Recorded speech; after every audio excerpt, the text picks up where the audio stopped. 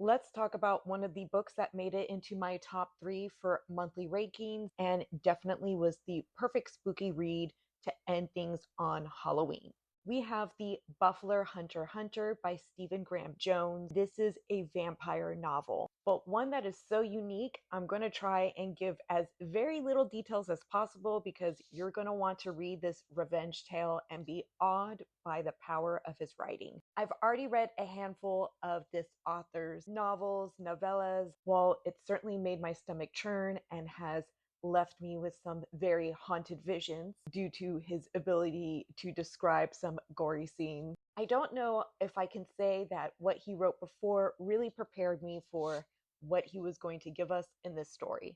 But at this point, we should know it's going to be scary, it's going to be original, it's going to be a take on some of those classic tropes to whatever horror, monster, or genre he is picking up.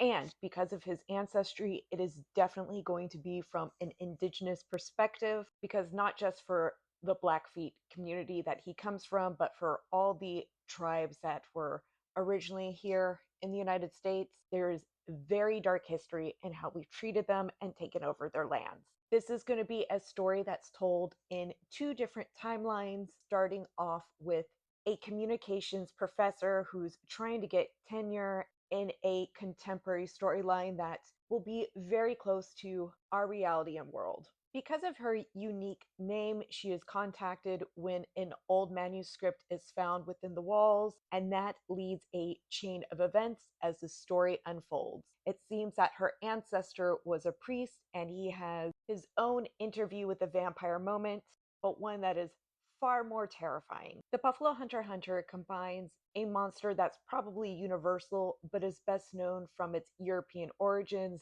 the vampire, and brings it with a collision course to the horror that was and is America's history and expansion. It's a type of horror novel that really pushes the genre, and I'm not surprised that I loved it so much. I'm more surprised that I waited so long to actually read it. Even though the story is original and unique, I think that if you've read this story, then you're probably going to enjoy Marcus Redmond's take on vampires and slavery in the novel Blood Slaves. I cannot wait for the next two because this is supposed to be a trilogy. And then we have this triggering novel for different reasons, since it's not about race. Let the Right One In is another dark tale and spin on vampires, revenge, and who the real monsters are.